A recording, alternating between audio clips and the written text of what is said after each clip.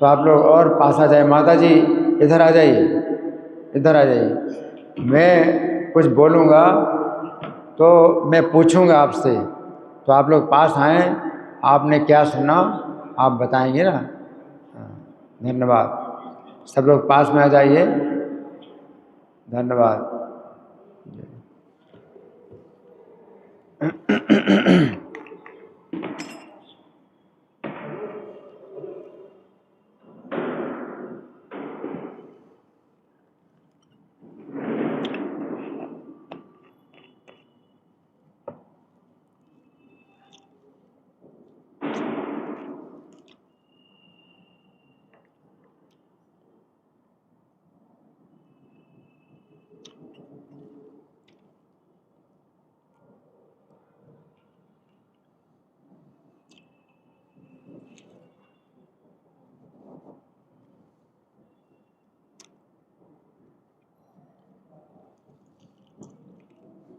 ओम नमो भगवते वासुदेवाय।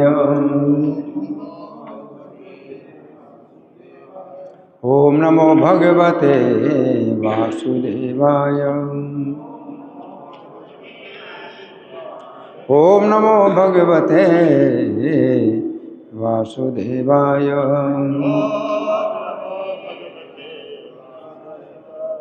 ग्रंथराज श्रीमद्भागवतम स्कंद 4 अध्याय 31। अध्याय का नाम है प्रचेताओं को नारद का उपदेश और श्लोक संख्या है 20। इसमें आ गया बोर्ड में दिखाई दे रहा सबको। अपहत सकल क्षणामलात्मन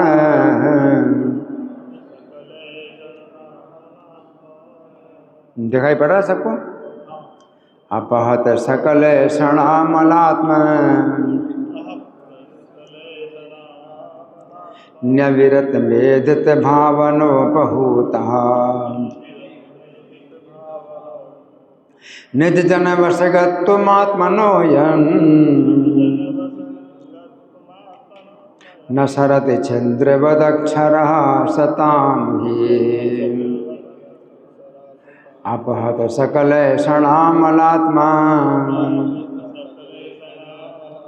न्यविरत मेधित भावनोपहूतः निज जन वशगत्वमात्मनो यन् न सरति चन्द्रवदक्षरः सतां हि।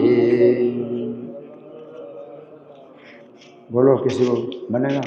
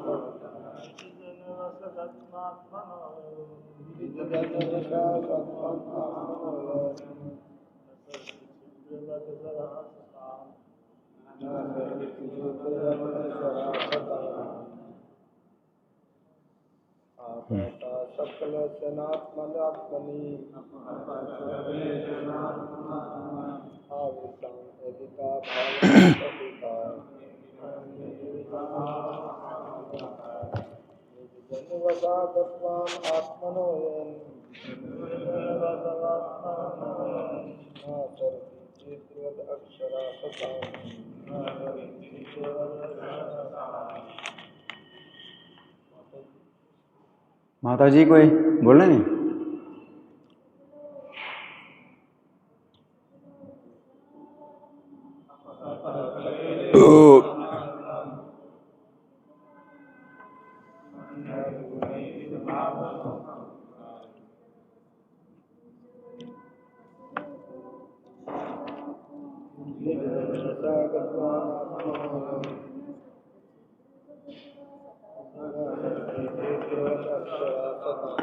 शब्दार्थ बोलिए। अपहत परास्त हुई सकल सभी ऐषण इच्छाएं अमल निष्कलंक आत्मनि मन को अविरतम निरंतर एधित बढ़ते हुए भावना भाव से उपहूतः बुलाए जाकर निज जन अपने भक्तों के बस नियंत्रण में गत्वम जाते हुए आत्मनः अपने अयन जानते हुए न कभी नहीं सरति दूर जाते हैं छिद्रवत आकाश की तरह अक्षरः भगवान सताम भक्तों को ही निश्चय ही। अब अनुवाद मेरे पीछे बोलिए। समस्त इच्छाओं के, आवाज़ कम आ रही है, सब लोग जोर से बोलो। समस्त इच्छाओं के दूर हो जाने से भक्तगण समस्त मानसिक विकारों यानी कलमश से मुक्त हो जाते हैं। इस तरह वे भगवान का निरंतर चिंतन कर सकते हैं और उनको भावपूर्वक संबोधन कर सकते हैं। भगवान अपने को अपने भक्तों के वश में जानते हुए उन्हें क्षण भर के लिए भी नहीं छोड़ते। जिस प्रकार सिर के ऊपर का आकाश अदृश्य नहीं होता। तो तात्पर्य पढ़ने से पहले हम इसको श्लोक समझेंगे। ये श्लोक कौन बोल रहे हैं? हाँ? कौन बताएगा? रोज क्लास में कौन बैठता है? हाथ उठाइए। रोज क्लास में कोई बैठने वाला नहीं है? हैं? रोज क्लास में बैठने वाला कोई नहीं है? अच्छा, ठीक है। तो मैं आपको बताता हूँ कथा क्या है कि जो 10 प्रचेता, देखो 10 भाई हैं, जुड़वा हैं और एक ही नाम के हैं। उनका नाम है प्रचेता। बहुत अच्छे उनके गुण कर्म स्वभाव, बहुत बड़े भक्त हैं, महान भक्त हैं ना। तो ये जो है इन दसों भाइयों का एक ही पुत्र हुआ, वो थे दक्ष। दक्ष को जो है उन्होंने राज्य दे दिया और 10 के 10 भाई वन में आ गए भगवान की प्राप्ति के लिए।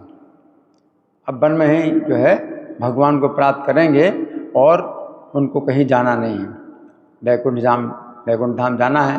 तो उस तैयारी में जो है वो वन में आ गए और अब आपस में बैठ करके चर्चा कर रहे हैं कि हमें शिव जी ने पहले ज्ञान दिया था और भगवान ने साक्षात दर्शन दिया था, ज्ञान दिया था, वो ज्ञान तो हम भूल गए। तो अब हमें वो ज्ञान दोबारा कौन देगा? तो नारद जी आ गए। नारद जी आ गए और नारद जी उनको ज्ञान दे रहे हैं। नारद जी ज्ञान दे रहे हैं किनको?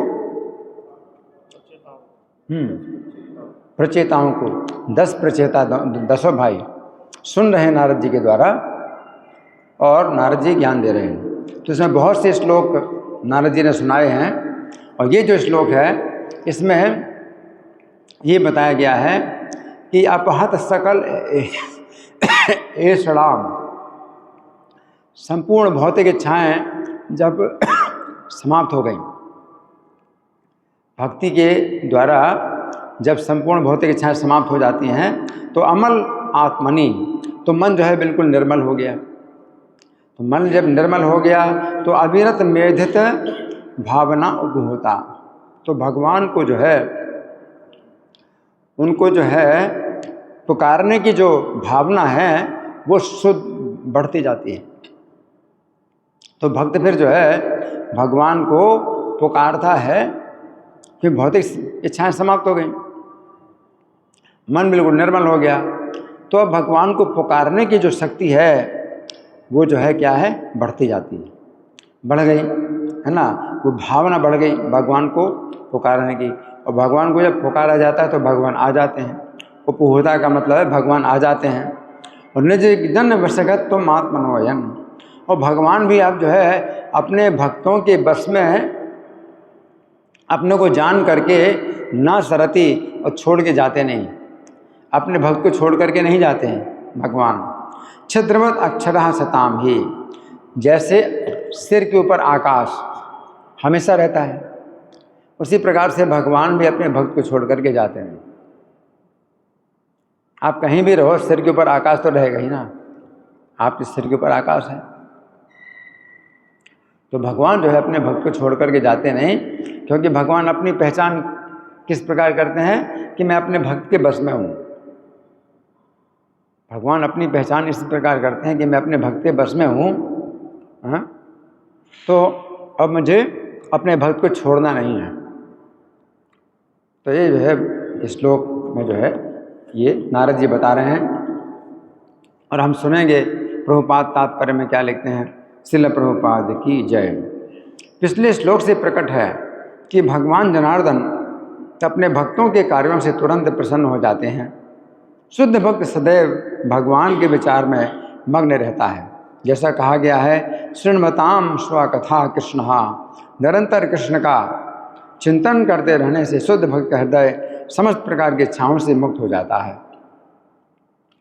भागवतम का एक श्लोक है, शृण्वताम स्वकथा कृष्ण पुण्य श्रवण कीर्तना हृदयंतस्थो हे भद्राणी विदुनोति सहसताम, कि भगवान जब देखते हैं कि ये मेरी कथाएं सुनता है बैठ करके, है ना। अब आप लोग सुन रहे हैं तो भगवान ये देख रहे हैं। क्या देख रहे हैं? क्या देख रहे हैं? आप तो देख रहे हैं मुझे, आप मुझे देख रहे हैं और सुन रहे हैं जो मैं बोल रहा हूँ। भगवान आपको देख रहे हैं, आप मुझे देख रहे हैं, भगवान आपको देख रहे हैं। और क्या देखते हैं कि ये मेरी कथा सुन रहा है। तो श्रृण्वताम स्वकथा कृष्णा पुण्य श्रवण कीर्तना हृदयंतस्थो, तो हृदय के अंदर वो प्रवेश कर जाते हैं। अगर भगवान देखते हैं कि ये मेरी कथा सुनने में लगा हुआ है ना, तो भगवान जो है कथा के माध्यम से यानी कान के छिद्र से हृदय में प्रवेश कर जाते हैं। और क्या करते हैं? धनोति समलम, हृदय को स्वच्छ करते हैं। धनोति समलम कृष्णा, पुण्य श्रवण कीर्तना हृदयंतस्थो भद्राणी विदुनोति सहसताम। तो जितने भी अभद्र हैं, जितने भी विकार हैं, हृदय के दोष हैं, वो सब जो है धो डालते हैं। तो हृदय की धुलाई भगवान शुरू कर देते हैं आपके हृदय के अंदर प्रवेश करके। तो यहाँ पर ये बताया गया है कि जब हृदय समस्त प्रकार की इच्छाओं से मुक्त हो जाता है, इस संसार में जीव का हृदय भौतिक इच्छाओं से पूर्ण रहता है। अगर आप नई कथा सुनते तो हृदय में कितनी भौतिक इच्छाएं भरी हैं, एक नहीं है, बहुत है, भौतिक इच्छाएं भरी हैं। किंतु जब जीव शुद्ध हो जाता है तो वो किसी भौतिक वस्तु के विषय में नहीं सोचता। अब भगवान जो है आपके हृदय को स्वच्छ करते हैं। अगर आप सुनते हैं कथा तो आपके हृदय को शुद्ध कर देते हैं, और जब शुद्ध कर देते हैं हृदय, तो फिर आपके अंदर भौतिक इच्छा नहीं रहती। अब आप सोचते नहीं हैं भौतिक इच्छा, तो भौतिक वस्तु के विषय में सोचते ही नहीं उसका मन, तो मन के शुद्ध हो जाने पर उसे योग सिद्धि प्राप्त हो जाती है। वही सिद्धि है। जब भौतिक इच्छा नहीं रही आपकी, तो वही सबसे बड़ी सिद्धि है। क्योंकि योगी को अपने अंतःकरण में सदैव भगवान के दर्शन होते रहते हैं। तो भगवान हृदय में दर्शन भी देते हैं, है ना। ध्यान अवस्थित तन्गतेन मनसा पश्यन्ति यम योगिनः। तो योग सिद्धि का मतलब यही है कि हृदय में फिर भगवान दर्शन देने लगते हैं। जो ही भगवान भक्त के हृदय में वास करने लगते हैं, भक्त प्रकृति के गुणों से दूषित नहीं होता। अब भौतिक प्रकृति के गुण हैं, 3 गुण, कौन कौन से हैं? सतोगुण, रजोगुण, तमोगुण, तो हर जगह है। लेकिन भक्त जो है प्रकृति गुणों से दूषित नहीं होता। क्यों? क्योंकि भगवान हृदय में जब निवास करते हैं तो प्रकृति गुणों से रक्षा हो जाती है। ये भौतिक प्रकृति गुण ही हैं जो जीवात्मा को शरीर से बांध रहे हैं। जीवात्मा अविनाशी है और शरीर नष्ट हो रहा है, अनित्य है, और जीवात्मा नित्य है। तो नित्य जीवात्मा को शरीर से बांध रहे हैं कौन? 3 गुण। भौतिक प्रकृति 3 गुण बांध रहे हैं। लेकिन भगवान हृदय में आ गए तो अब 3 गुण जो है आपके ऊपर काम नहीं करेंगे, तो आप शरीर के बंधन से मुक्त हो जाते हैं। आगे, जब तक वो इन गुणों के बस में रहता है वो अनेक वस्तुओं की इच्छा करता है और इंद्रिय सुख के लिए अनेक योजनाएं बनाता है। तो क्या होता है, जब तक आप 3 गुणों से बंधे हैं तब तक आप जो है इंद्रिय सुख की अनेक योजनाएं बनाते हैं। कैसी योजनाएं बनाते हैं? मैं बहुत बड़ा डॉक्टर बनूंगा, मैं बहुत बड़ा इंजीनियर बनूंगा, ये मकान इतना ऐसा बनना चाहिए, एक वैसा बनना चाहिए, इधर हमारे जो है सोने का कमरा होना चाहिए, इधर हमारा जो है ऑफिस होना चाहिए। तो दुनिया भर की इंद्रिय तृप्ति योजनाएं बनाता रहता है ना। किंतु हृदय में भगवान के दर्शन होते ही सारी भौतिक इच्छाएं भाग जाती हैं। अब भौतिक इच्छाएं नहीं रही हैं कि यहाँ सोना है, वहाँ सोना है, कहीं भी सोना है ना। तो ज़रूरत क्या है इतना सब ताम झाम करने की? तो भौतिक इच्छाएं समाप्त हो जाती हैं। आगे, मन भौतिक इच्छाओं से मुक्त होने पर भगवान का निरंतर चिंतन कर सकता है। अब भौतिक इच्छाएं रही नहीं तो भगवान का निरंतर चिंतन करता है। ये सुनते हैं आप तो वही कथा आपके दिमाग में घूमती रहती, आपने जो सुना वही कथा आपके दिमाग में घूमती रहेगी, क्या सुना था, है ना। तो ये है कि निरंतर चिंतन होता है भगवान की कथा का और वो भगवान के चरण कमलों पर पूरी तरह से आश्रित हो जाता है। फिर उसको जो है भगवान का आश्रय मिल जाता है कि वो समझ लेता है कि भगवान मेरे जो है रक्षा करने वाले, अपना रक्षक जो है भगवान को वो समझ लेता है और देखता भी है भगवान को। हाँ, आगे चैतन्य महाप्रभु प्रार्थना करते हैं, अयि नंद तनुज किंकरम पतितम माम विस्मय भवाम बुधो कृपया तव पाद पंकज स्थित धूलि सदृशम विचिंतये। ये प्रार्थना उस समय फिर चैतन्य महाप्रभु जो प्रार्थना बताते हैं वो प्रार्थना अपनी हो जाती है। क्या प्रार्थना है कि हे नंद के पुत्र, मैं आपका किंकर हूँ, दास हूँ, परंतु इस भौतिक भव सागर में मैं गिर गया हूँ, विषम भव समुद्र में मैं गिर गया हूँ। ये भव समुद्र का मतलब क्या है? जन्म मरण का समुद्र। तो मैं इस जन्म मरण के समुद्र में गिर गया हूँ जबकि आपका किंकर हूँ। तो आप क्या करो, कृपा करके अपने चरण कमल की धूलि का कण के रूप में मुझे समझ लो। आप मुझे क्या समझ लो कि अपने चरण कमल की धूलि का मैं एक कण हूँ, अपने चरण की धूलि का कण के समान मुझे समझो। तो हमारी क्या प्रार्थना होती है कृष्ण से कि अपने चरण कमल में पड़ी हुई धूल का कण के समान मुझे समझ लो। तो अगर भगवान समझ लें आपको क्या कि आप उनके चरण कमल की धूल के कण के जैसा है तो आप भव सागर के पार कर जाएंगे। तो फिर भव समुद्र है वो आपका जो है फिर सूख जाएगा। भव समुद्र कैसा हो जाएगा? सूख जाएगा। कैसा सूख जाएगा? जैसे बछड़े के खोर से बना हुआ पानी का गड्ढा है, तो वो अब समुद्र नहीं रहा। अगर भगवान आपको समझ लें कि आप उनके चरण कमल में पड़ी हुई धूल के कण के जैसा है तो फिर आपका जो है भव समुद्र क्या होगा? नहीं रहेगा। कितना हो जाएगा भव समुद्र? कितना हो जाएगा? बछड़े के खुर से बने पानी का गड्ढा। उसमें क्या है? उसमें थोड़ी आपको कोई खतरा है, जबकि वो समुद्र में आप डूब रहे हैं। अथाह समुद्र है, अपार समुद्र है। ये वो हो जाएगा इतना। कैसे हो जाएगा? भगवान आपको अगर समझ लें अपने चरण कमल की धूलि का कण के जैसा है, तो अगर भगवान आपको समझ लें तो आप भव सागर से पार कर जाएंगे। फिर इसी प्रकार की प्रार्थना नरोत्तम दास ठाकुर ने भी की है। तो नरोत्तम दास ठाकुर की प्रार्थना कैसी है? हा हा प्रभु नंद सुत वृषभानु सुतायुत करुणा कर यही बार नरोत्तम दास कहे ना ठेली है रंगा पाए तो माँ बिने के आछे आमार। क्या कह रहे हैं? हा हा प्रभु नंद सुत है। ये प्रार्थना हमारी क्या है? हृदय से होती है। भगवान को पुकारते हैं हा हा हा हा। जब हम बोलते हैं हा हा तो इसमें क्या है कि भगवान को पुकारते हैं रक्षा करने के लिए। जब रक्षा करने के लिए भगवान को पुकारते हैं तो आप कैसे बोलते हैं? हाय हाय हा हा हा हा हा प्रभु नंद सुत, हे नंद के पुत्र वृषभानु सुतायुत है। आप तो वृषभानु की पुत्र के साथ रहते हैं। आप किसके साथ रहते हैं? वृषभानु की पुत्री के साथ रहते हैं। वृषभानु की पुत्री कौन है? राधा रानी। तो हा हा प्रभु नंद सुत वृषभानु सुतायुत है। आप वृषभानु की पुत्री के साथ में, है ना। करुणा कर है एक बार, इस बार आप करुणा करो। क्या कह रहे हैं? क्या प्रार्थना है? इस बार मेरे ऊपर करुणा करो, इस बार करुणा करो, यानी एक बार और मौका दो, करुणा करो, एक बार करुणा करो, एक बार। नरोत्तम दास को है ना ठेलिए रंगा पाए।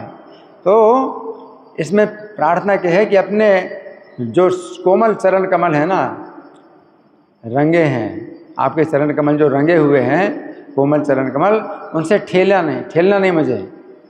ठेलना मतलब धकेलना। मैं आपके चरणों के शरण में आया हूँ, तो आप क्या नहीं करना? चरण कमल से ठेलना नहीं। ठेलते हैं ना कभी कभी, पैर से ठोकर मारते हैं। तो वो कह रहे हैं, हमारी प्रार्थना क्या होती है? अपने पैर से ठोकर नहीं मारना मुझे। मैं आपके चरणों के शरण में आया हूँ, अपने चरणों की ठोकर मुझे नहीं मारना, ये ठेलना नहीं मुझे। जब दूर करते हैं तो पैर मार के दूर कर देते ना, लात मार के किसी को दूर कर देते हैं। तो क्या प्रार्थना है कि लात मार के मुझे दूर नहीं करना, आपके चरणों की शरण में मैं आया हूँ। न ठेली रंगा पाए तुम बिन के अच्छे आमार, तुम्हारे बिना और मेरा कौन है? तुम्हारे बिना मेरा और कौन है? ये प्रार्थना होती है भक्त की। हे प्रभु, आप राजा वृषभानु की पुत्री श्रीमती राधा रानी समेत रहते हैं। अब आप दोनों मेरे ऊपर कृपालु हों, मुझे दूर ना भगाएं, क्योंकि आपके अलावा मेरा अन्य कोई आश्रय नहीं है। इस प्रकार भगवान अपने भक्तों पर आश्रित हो जाते हैं, है ना। इस प्रकार से भगवान भी अपने भक्ति आश्रित हो जाते हैं। जब भक्त भगवान का आश्रय लेता है तो भगवान भी जो है कैसे हो जाते हैं? भक्ति के आश्रित हो जाते हैं कि ठीक है, तुम्हारी जैसी इच्छा हो, मैं तुम्हारे साथ रहूँगा। फिर भगवान कैसे होते हैं? अगर हमारी ऐसी प्रार्थना होती है कि मैं आपके चरणों की शरण में आया हूँ और अब मुझे जो है पैर से ठुकराना नहीं, तो फिर भगवान भी क्या करते हैं? कहते हैं मैं तुम्हारे साथ रहूँगा, तुम जैसे मुझे रखोगे वैसे मैं रहूँगा तुम्हारे साथ। जो खिलाओगे सो वही खाऊँगा, नहीं खिलाओगे तो मुझे कौन खिलाएगा? तो भगवान भी ऐसे आश्रित हो जाते हैं अपने भक्ति। तुम नहीं खिलाओगे तो मैं कैसे खाऊँ, मैं क्या खाऊँगा? ऐसे भगवान आश्रित हो जाते हैं। या आगे, यद्यपि भगवान अजय हैं, किंतु अपने भक्तों के द्वारा पराजित हो जाते हैं। भगवान को कोई जीत नहीं सकता हथियार से, किसी प्रकार के हथियार से भगवान को जीत नहीं सकते। ये भक्ति के हथियार से भगवान क्या हो जाते हैं? पराजित हो जाते हैं। तो केवल भक्ति के द्वारा ही भगवान पराजित होते हैं, और बाकी किसी प्रकार से भगवान को जो है पराजित नहीं कर सकते हैं। वे अपने भक्त पर आश्रित होकर उसी प्रकार प्रसन्नता का अनुभव करते हैं जिस प्रकार श्री कृष्ण माता यशोदा की कृपा पर आश्रित रहकर किया करते थे। माता यशोदा जब पृथ्वी पर थीं और कृष्ण उनके पुत्र थे, तो माता यशोदा पर आश्रित थे कृष्ण, और कृष्ण प्रसन्न रहते थे। माता यशोदा जैसे नहलाएंगे वैसे नहाएंगे, जैसा पहनाएंगे वैसे पहनेंगे, जैसा खिलाएंगे वैसे खाएंगे, और कृष्ण प्रसन्न है, माता यशोदा की इच्छा पर प्रसन्न है। उसी प्रकार से भगवान अपने भक्त के आश्रित हो जाते हैं। क्या मैं तुम्हारे आश्रित हूँ? अब कोई तुम्हारे आश्रित हो जाए तो तुम जब खिलाओगे तभी खाएगा, और नहीं खिलाओगे तो नहीं खाएगा। आश्रित हो जाता है। भगवान ऐसे हो जाते हैं, अपने भक्त के भगवान आश्रित हो जाते हैं, है ना, और प्रसन्नता का अनुभव करते हैं। वे अपने भक्तों के बस में सोचकर अत्यंत प्रसन्न होते हैं। भगवान इस बात से बड़े प्रसन्न होते हैं कि मैं अपने भक्त के बस में हूँ। भगवान को इस बात का कोई दुख नहीं होता कि अरे अब तो मैं इसके कंट्रोल में आ गया हूँ। समझ रहे हैं? क्या भगवान को कष्ट होता है इस बात का कि इसने मुझे कंट्रोल कर लिया? नहीं, इस भक्त ने मुझे कंट्रोल कर लिया है, इस बात से खुश होते हैं भगवान। भगवान खुश होते हैं। राजा कभी कभी विदूषक रख लेता है और परिहास में कभी कभी राजा का अपमान भी हो जाता है, किंतु तो भी राजा इन कार्यों से आनंदित होता है। यहाँ पर प्रभुपाद एक बड़ा अच्छा उदाहरण दे रहे हैं। क्या उदाहरण दे रहे हैं? कि राजा अपने साथ में कोई विदूषक रखता है। विदूषक, विदूषक जानते क्या? नहीं, विदूषक नहीं जानते। विदूषक नहीं जानते। विदूषक नहीं जानते। विदूषक का मतलब हंसाने वाला। क्या समझे? उसको क्या बोलते हैं आप लोग? हैं? कॉमेडियन। अंग्रेजी में कॉमेडियन बोलते हैं। मस्खरा, हिंदी मस्खरा बोलते हैं। तो कभी कभी राजा अपने साथ के मस्खरा को रख लेते हैं, विदूषक को रख लेते हैं, तो वो हंसाता है, राजा को हंसाता है और राजा को हंसी आती है। वो राजा का कभी जो है अपने को जो है वो बताता है कि मैं तुम्हारा राजा हूँ, तुम मेरे नौकर हूँ, तो राजा को इसमें भी हंसी आती है। राजा को वो नहीं लगता कि भाई ये मेरा अपमान कर रहा है, तो हंसाने के लिए वो बोल रहा है। तो हंसाने के लिए मस्खरा जो है कभी राजा को कहता है कि तुम तो मेरे नौकर हो और मैं तुम्हारा स्वामी हूँ, तो राजा को हंसी आती है। तो इसी प्रकार से भगवान भी भक्त के बस में हो जाते हैं और वो प्रसन्न रहते हैं कि मैं इसके आश्रित हो गया हूँ। तो भगवान को इस बात की खुशी होती है। किस बात की खुशी होती है? जैसे माता यशोदा ने कृष्ण को जो है बांध दिया, तो कृष्ण जो है बड़े प्रसन्न हुए कि कोई तो मुझे बांध नहीं सकता, हाँ आज माता ने मुझे बांधा है, तो इसका भी आनंद है। किसी से मैं पराजित नहीं हो सकता। ये माता जो है मुझे दिखाती है डंडा और डराती है, तो ये भी मेरा क्या है? आनंद है। तो ये जो है इस प्रकार से भगवान अपने भक्तों के बस में रहते हैं, अपने को भगवान भक्तों के समान समझते हैं, जबकि कोई तुलना ही नहीं। भगवान के सामने हम क्या हैं? जैसे सूर्य के सामने जुगनू, हमारी क्या तुलना है? ये भगवान जो है जब हमारे साथ हो जाते हैं तो हमारे बच्चे की तरह हो जाते हैं, है ना, हमारे बच्चे की तरह हो जाते हैं। और जो है भगवान इस बात से खुश रहते हैं कि चलो मुझे भी तो एक माता मिल गई, एक पिता मिल गया। तो नंद महाराज को अपना पिता समझ करके भगवान खुश होते हैं, जबकि उनके माता पिता कोई है, तो उनको भी माता पिता का सुख चाहिए। तो कैसे चाहिए? वो किसी भक्त को अपना माता, किसी को भक्त अपना पिता मान करके और सुख प्राप्त करते हैं। तो ये वैसे हंसने की बात है कि उनकी तो कोई माता नहीं है, और माता यशोदा जो है उनको बांध देती है तो बंध जाते हैं, अब छूट नहीं सकते। माता ने बांधा तो अब मैं कैसे छूटूं? हाँ, तो ये हंसने वाली बात है। उनको किसी की शक्ति नहीं है कि वो बांधे, भगवान को बांध कोई नहीं सकता। माता ने बांध दिया तो कृष्ण क्या सोचते हैं कि आज तक कोई मुझे बांध नहीं पाया, देखो माता ने मुझे बांधा तो मुझे खुशी हो रही है कि किसने मुझे बांधा। तो भगवान जो है इस प्रकार से आनंद लेते हैं, है ना। रूपा लिखते हैं प्रत्येक व्यक्ति अत्यंत सम्मान पूर्वक भगवान की पूजा करता है। बड़े बड़े देवता जैसे ब्रह्मा है, इंद्र है, शिव हैं, ये भगवान की पूजा कैसे करते हैं? बहुत सम्मान पूर्वक स्तुति करते हैं, प्रणाम करते हैं, हाथ जोड़ते हैं, बड़े बड़े देवता, है ना। अतः कभी कभी भगवान अपने भक्तों की प्रताड़ना का भी आनंद लेना चाहते हैं।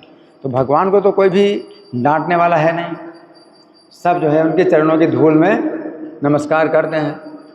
तो जब भक्त जो है भगवान को डांटता है, भगवान को डांटता है और कहता है तुमने ये शरारत क्यों की, तुमने ये काम क्यों किया, तो भगवान को आनंद आता है। जैसे चोरी करते हैं तो माता श्री कहते हैं तुम चोरी करते हो, तुमने क्यों चोरी की, तो भगवान को क्या मिलता है? इससे दुख मिलता है, सुख मिलता है? सुख मिलता है ना, कि कोई तो डांटने वाला है नहीं। शंकर जी हैं, ब्रह्मा जी हैं, इंद्र हैं, चंद्र हैं, ये सब क्या करते हैं? स्तुति करते हैं, नमस्कार करते हैं। मुझे कौन डांटने वाला है? तो कोई तो मुझे मिला डांटने वाला। भगवान क्या सोचते हैं? चलो ये भी आनंद की बात है कि कोई मुझे डांट तो रहा है। इस प्रकार से भगवान जो है आनंद लेते हैं। इस प्रकार भगवान अपने भक्तों के साथ शाश्वत संबंध बना लेते हैं। शाश्वत संबंध, भगवान का शाश्वत संबंध बन जाता है भक्त के साथ।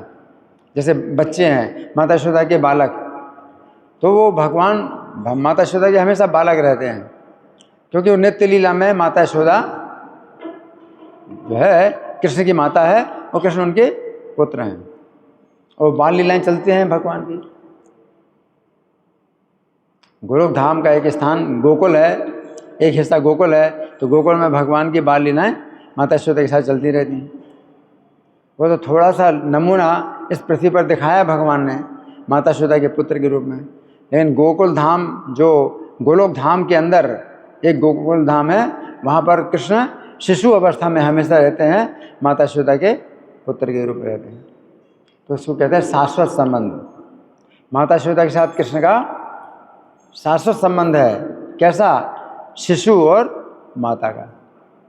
आगे, जिस प्रकार सिर के ऊपर का आकाश, तो वो संबंध उसी प्रकार से रह जैसे सिर के ऊपर आकाश रहता है ना। जैसे कभी कहते हैं सिर के ऊपर सूर्य है, तो सिर के ऊपर सूर्य तो हमेशा नहीं होता है ना, कभी सूर्योदय होता है, कभी सूर्यास्त होता है। यहाँ आकाश तो हमेशा सिर के ऊपर रहता ही है।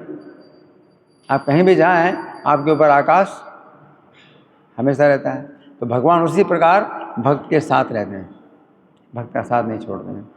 तो ये जो है नारद जी ने ये श्लोक कहा और प्रभुपाद ने तात्पर्य में समझाया। अब इस श्लोक का हिंदी पद्यानुवाद मैं पढ़ के सुनाता हूँ, आप लोग सुनिए।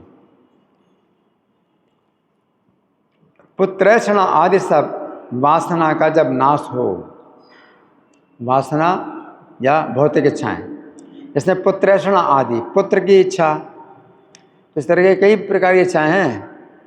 जैसे पुत्र की इच्छा है, इसी प्रकार से यश पाने की इच्छा है, पुत्रैषणा, लोकैषणा, है ना, और धन की इच्छा, धन की इच्छा होती है, पुत्र की इच्छा होती है, और यश की इच्छा होती है।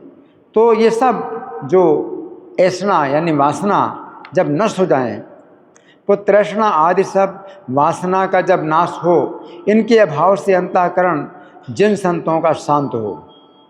जब ऐषणाएं समाप्त हो गई, तो जिन संतों का मन शांत हो जाता है, तो हृदय में हरि का चिंतन ही जिनका तीव्रतर होए। तो हृदय में फिर क्या होता है? हरि का चिंतन होता है, तीव्र चिंतन होता है। ये हृदय की भौतिक इच्छाएं जब समाप्त हो गई, तो हृदय में हरि का क्या होता है? तीव्र चिंतन होता है। नींद आ रही है, नींद आ रही है। उस डोरी से बंधा हुआ अविनाशी हरि खिंचा आए। उस डोरी से, कौन सी डोरी? तीव्र चिंतन। जब भगवान का तीव्र चिंतन करते हैं, तो वो डोरी है जिससे भगवान खिंचे आते हैं। जैसे पतंग को आप डोरी खींचते तो पतंग खिंची आती है ना। ये कोई गुब्बारा होता है, ऊपर उड़ रहा है, और डोरी है तो आप गुब्बारे को खींच लेते हैं।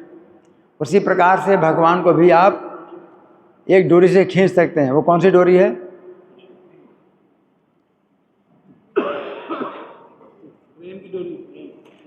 अभी हमने कहा तीव्र चिंतन।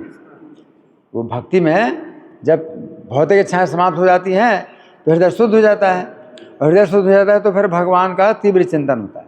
तो तीव्र चिंतन की डोरी से हरि खींचे आते हैं। तो उस डोरी से बंधा हुआ अविनाशी हरि खींचा आए। है हरि सदा भक्त अधीन, है हरि सदा भक्त अधीन।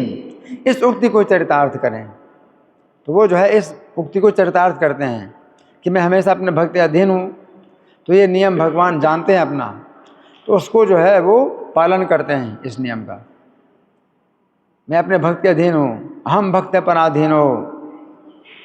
भगवान ने कहा हम भक्त पराधीन हो या स्वतंत्र। मैं बिल्कुल स्वतंत्रता मेरी नहीं रहती है, मैं भक्ति पराधीन हूँ। तो भगवान इस अपना जो नियम है, अपना जो व्रत है उसको जानते हैं, इस व्रत का पालन करते हैं। इस व्रत को कभी तोड़ते नहीं, इस प्रतिज्ञा को कभी तोड़ते नहीं भगवान। है तो इस उक्ति को चरितार्थ करे, नहीं आकाश की भांति हटे, सर्वत्र वहाँ वो व्याप्त रहे। आकाश की तरह वो हटते नहीं हैं, हमेशा भक्त के साथ बने रहते हैं, है ना।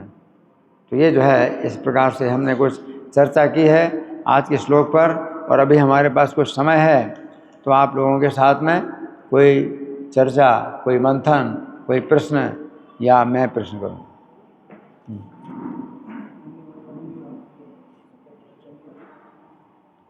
वो हैंड माइक नहीं है?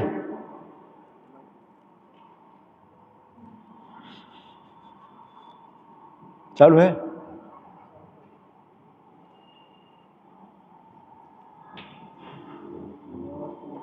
चालू नहीं किया क्या?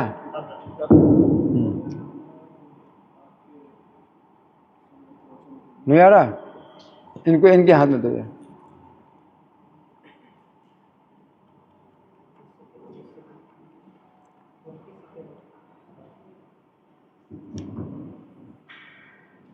धन्यवाद प्रभु जी, आपको सुंदर प्रवचन के लिए। प्रभु जी, आपने जैसे बताया कि यदि हम जो है भगवान के चरणों के धूल के कण बनने का प्रयास करें, तो हमारे लिए भवसागर पार करना ऐसा है बछड़े के खुर के जैसे जगत के समान। हाँ, बछड़े के खुर के बने पानी के गड्ढे के समान। तो इसमें अगर भगवान ये समझ लेते हैं कि हाँ ये मेरा चरणों का धूल का कण बन गया है, तो वो हम कैसे समझ सकते हैं कि हाँ भगवान ऐसे समझ गए हैं कि मैं बन गया? हाँ, देखिए, अगर भगवान आपको समझ लें मेरे चरणों के धूल के कण जैसा है ना।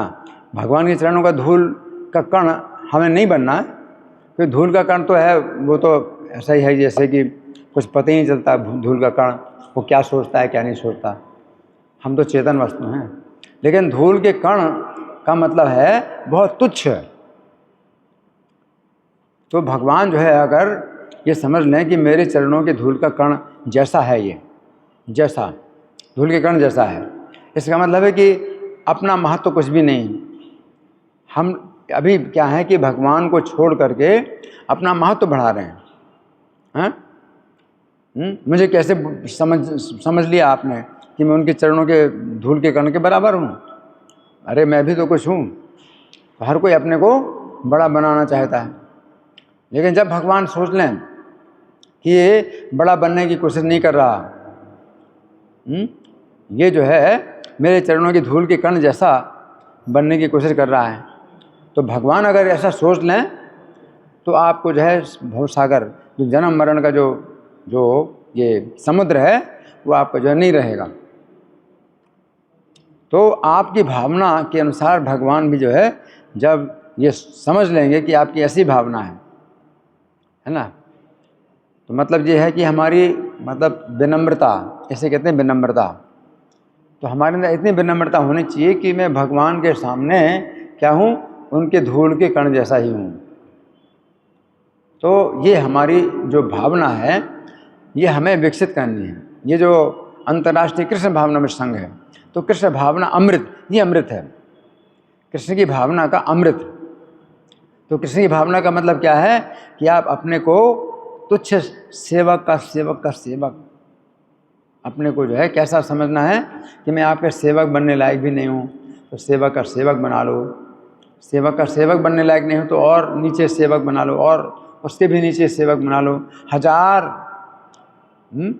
बार नीचे सेवक का सेवक मुझे बना लो। तो भगवान अगर समझ लें कि तैयार हो आप इस काम के लिए कि अपना कुछ भी महत्व नहीं आप चाहते कि आपका कुछ भी महत्व मिले, तो आप क्या हो जाएंगे, जन्म मरण के बंधन छूट जाएंगे। तो अनुभव, आपको अनुभव होगा जब आप इस चीज़ का अभ्यास करो। अभी अभ्यास करो, आपके अंदर फिर अहंकार आता है, हाँ अरे क्या बात, मैं तो इतना पढ़ा लिखा हूँ, इतने लोगों के बीच में मेरा इतना सम्मान हो रहा है। तो ये भावना जो है एकदम से तो आएगी नहीं, आपको अभ्यास करना पड़ेगा, हैं। किसी पढ़ाई लिखाई का कुछ भी महत्व नहीं है, हैं, क्योंकि जन्म मरण के कष्ट के सामने हमारी पढ़ाई लिखाई और जितनी योग्यता है सब जीरो, कुछ भी नहीं, हमारी कुछ भी योग्यता नहीं। ये जन्म मरण का जो समुद्र है इसमें मैं डूब रहा हूँ, और मेरी इतनी योग्यता जो पढ़ाई लिखाई है या जितना सुंदरता है या जितना भी मान सम्मान है उसका कुछ भी महत्व नहीं है ना।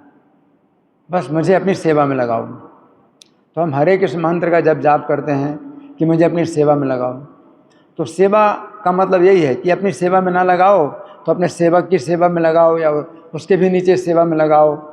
तो मुझे कहीं ना कहीं आप लगा लो, हैं, नीच से नीच सेवा में लगा लो, है ना। अपने भक्त के द्वार का कुत्ता ही बना लो। तो ये भावना आपके अंदर होनी चाहिए कि कुत्ता जो है द्वार में पड़ा पड़ा जो है जूठा जो मिल जाता है खा लेता है, वो द्वार में पड़ा रहता है।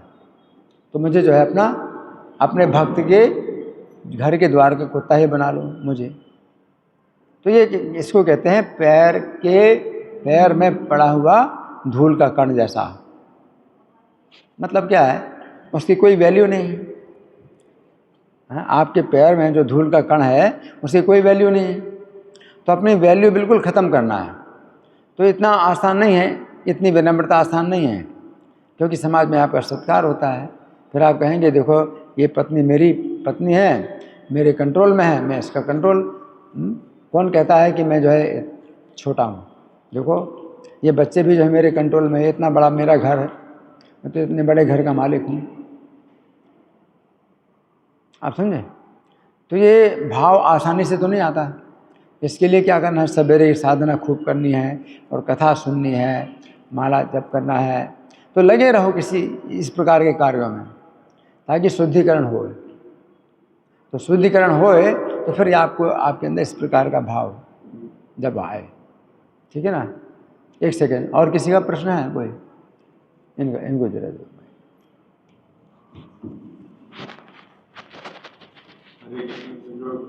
जी, जब हम माला करते हैं उसी समय सारे विचार हमारे को रस्ते इधर उधर के ठीक है। सुनाई पड़ा सबको? सुनाई पड़ा आपको? सुनाई पड़ा? तो हम जब माला, इनका प्रश्न है जब हम माला जप करते हैं तो इधर उधर के विचार क्यों आते हैं? देखिए इधर उधर के विचार आएंगे क्योंकि ध्यान की जो विधि है वो सतयुग में थी। ध्यान की विधि सतयुग में थी। आप एकांत में जाएं और वो भी अकेले, आपके साथ दूसरा कोई व्यक्ति नहीं जाएगा। आप एकांत में जाएंगे और बिल्कुल अकेले, और भोजन की आपको कोई व्यवस्था नहीं करनी है कि भोजन पैदा करना है, उगाना है या पकाना है। ना भोजन उगाना है ना पकाना है। वहाँ पर कुछ मिलेगा तो कुछ फल मिलेंगे, नहीं मिलेंगे तो पत्ते मिलेंगे, वो भी नहीं मिलेंगे। सूखे पत्ते खा के रहो या पानी पी के रहो और ध्यान करो। और वो उस समय क्या है, शरीर छूट जाए तो शरीर को छोड़ करके आपको जो है वो गति प्राप्त करना है। बस इस तरह से तैयारी करो कि दुनिया का जो है कोई संबंध ही नहीं आपको।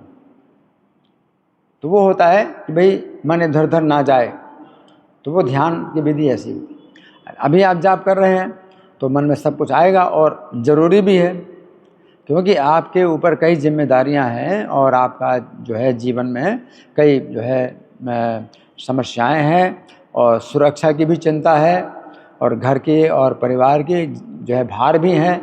तो आप जो है मत सोचिए, ऐसे बोलना तो आसान है कि भाई जाप करो, कुछ मत सोचो, आपके दिमाग में मत आना चाहिए। कि कहने सुनने में तो बड़ा अच्छा लगता है, प्रैक्टिकल नहीं, प्रैक्टिकल नहीं है। वो आएगा, और कुछ बातें तो ज़रूरी भी कि आपको सोचना है कि आगे क्या करना है और आगे क्या संकट आने वाला है, इससे आपको कैसे बचना है। आपको ऑफिस में भी जाना है, आपको दुकान में जाना है, आपके बच्चे की जो है पढ़ाई है, उसकी फीस भरना है। तो ये सब चिंताएं क्या है, कौन करेगा? आप बंधे हैं पहले। तो आप ये नहीं कह सकते कि नहीं जब मैं जप करता हूँ तो कोई विचार नहीं आना चाहिए, नहीं। लेकिन आप जप कर रहे हैं तो कोई चिंता आती है तो उस चिंता के साथ साथ एक चिंता ये भी होना चाहिए कि हाँ मेरी रक्षा करो, इन सब जो है संकटों में मैं घिरा हूँ और इतने जो है उलझनों में मैं घिरा हूँ, हाँ तो आप रक्षा करो मेरी। तो एक जो है भावना हमारी होनी चाहिए प्रार्थना की कि मेरी रक्षा करो, है ना।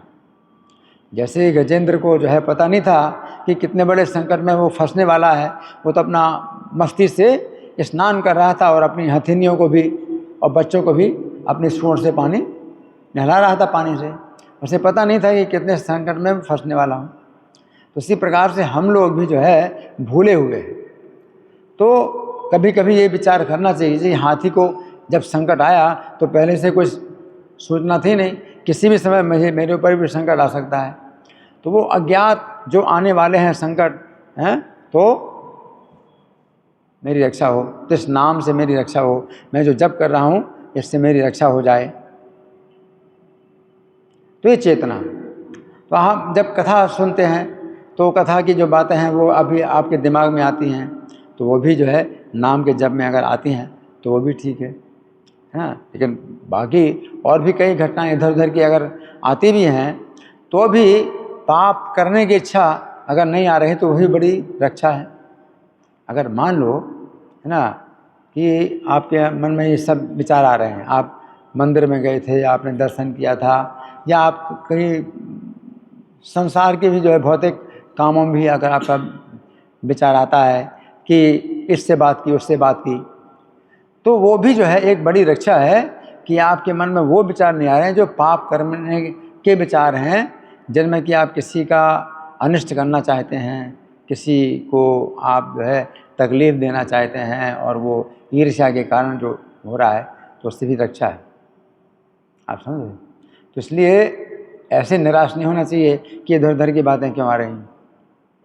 इधर उधर की बातें आती हैं तो साथ साथ एक बात ये भी आपने सोचो कि मैं जप क्यों कर रहा हूँ, है ना, मैं जप क्यों कर रहा हूँ, है ना। तो जप किस लिए हम कर रहे हैं, तो अगर आप सोचोगे आप जप किस लिए कर रहे हैं तो उत्तर नहीं मिलता, मैं क्यों जप कर रहा हूँ। हाँ, वो हरे कृष्णा वालों ने मुझे ये नियम बताया है कि ये करना है इसलिए कर रहा हूँ, चलो ठीक है तो ये कर रहा हूँ, है ना। क्यों? क्योंकि जो वैष्णव लोग हैं वो बताते हैं कि जप करना चाहिए, हैं, उन्होंने कहा है कि करना है, ये नियम करना है, किसी प्रकार करना है, तो आप कर रहे हैं। फिर प्रश्न उठता है क्या फ़ायदा होगा इससे, क्या फ़ायदा होगा इससे। तो फिर हाँ फ़ायदा होगा, चेतना शुद्ध होगी, मेरी चेतना शुद्ध होगी, मेरी चेतना में इंद्रिय तृप्ति कितने विचार आ रहे हैं, है ना, तो सब दूर हों। और क्या फ़ायदा है बहुत बड़े संकट भी जो है क्या है वो थोड़े में निकल जाते हैं। और भगवान की कृपा होगी तो जैसे नौका है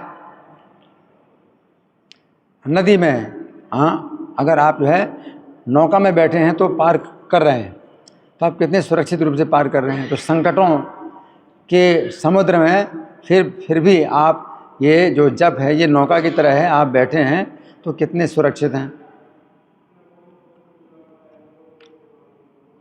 तो मैं जप करता रहूं। फिर नाम के 10 अपराध बोले जाते हैं, नाम के 10 अपराध हैं से अगर मैं बचूंगा तो मुझे जो है भगवान के प्रति और इच्छा होगी, सुनने की, जानने की, शुद्धिकरण होगा। अगर फिर भी भौतिक इच्छाएं बहुत ज़्यादा आ रही हैं और आकर्षण हो रहा है संसार के विषयों का, है ना, तो इसका मतलब है कि अपराध हो रहा है मेरा और शुद्धिकरण नहीं हो रहा। तो आपको ऐसे सोचना है। तो इस प्रकार से जो है आप लक्ष्य जो है अपना फिर भी बनाओ। तो ये मत सोचना कि इधर उधर के विचार क्यों आ रहे हैं। इधर उधर के विचार के साथ साथ आपके मन में एक विचार ये भी आना चाहिए कि मैं क्यों जप कर रहा हूँ। ठीक है ना जी, हरि बोल। और कोई किसी का प्रश्न है तो फिर हमारे पास समय, इनका और प्रश्न है। हाँ जी, यही प्रश्न था। ठीक है, धन्यवाद। ग्रंथराज श्रीमद् भागवतम की जय, श्रील प्रभुपाद की जय। हरे कृष्णा। इस गीतानंद प्रभु की जय। हरे कृष्ण कृष्णा कृष्णा कृष्णा हरे हरे हरे